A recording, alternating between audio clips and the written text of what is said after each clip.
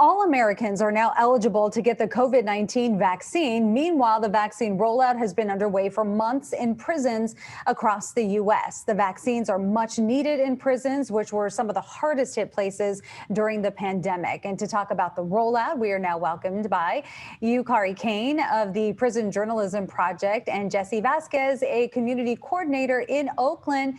Thanks so much, both of you, for joining us today. So, Yukari, first I want to ask how the rollout is going in the prisons. From our writers, we're starting to hear experiences of being offered it and having gotten first shots, but also a lot of skepticism as well about the vaccine.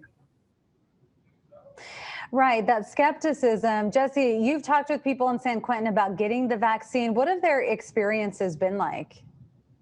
So for the most part, most of them have already had COVID.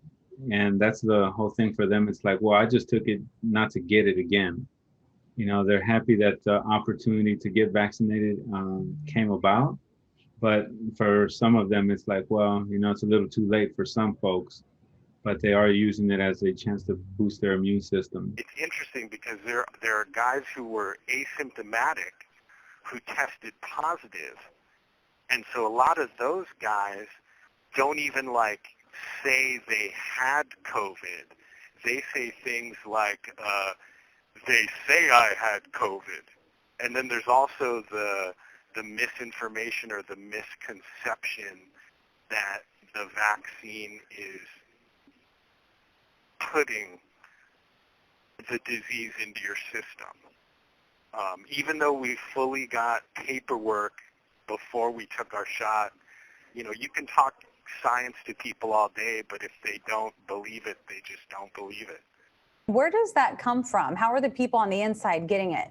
What we know is that many prisoners have access to television and to news if they subscribe to publications, and especially at San Quentin, they're avid viewers of television, and so they're getting all kinds of information and you know, all the discussions that are taking place out here about, you know, whether vaccines are safe and how some people are reluctant are also being talked about inside as well.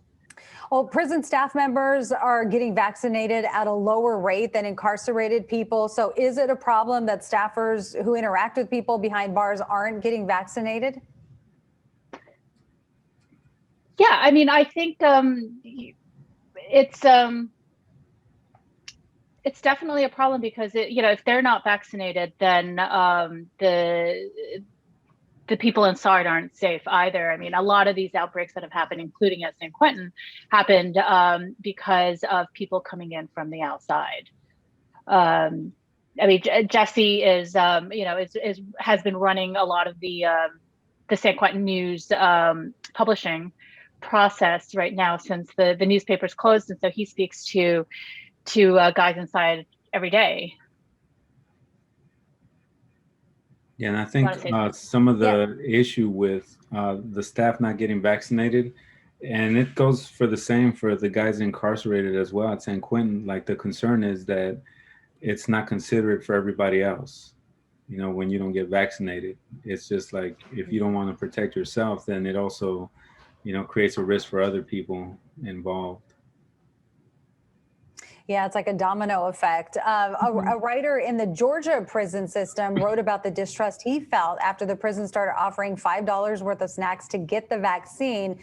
How pervasive is this general distrust of prison administrations?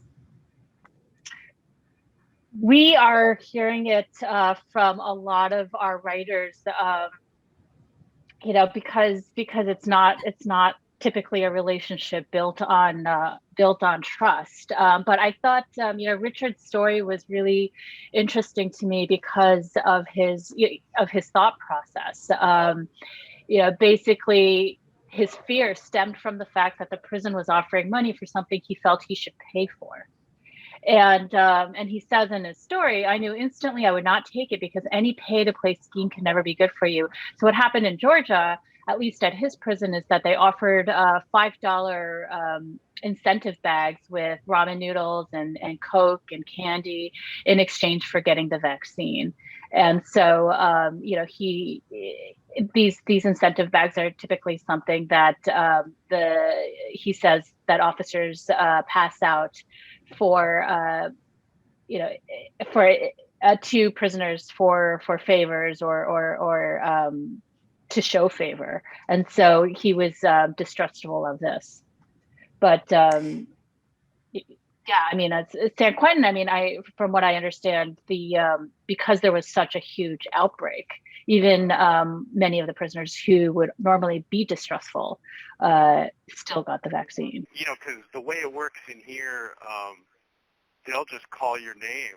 Maybe at 7 in the morning, maybe at noon. Garcia, 2:45, get dressed, bring your vaccination card. That's how they do it. So you just got to be ready.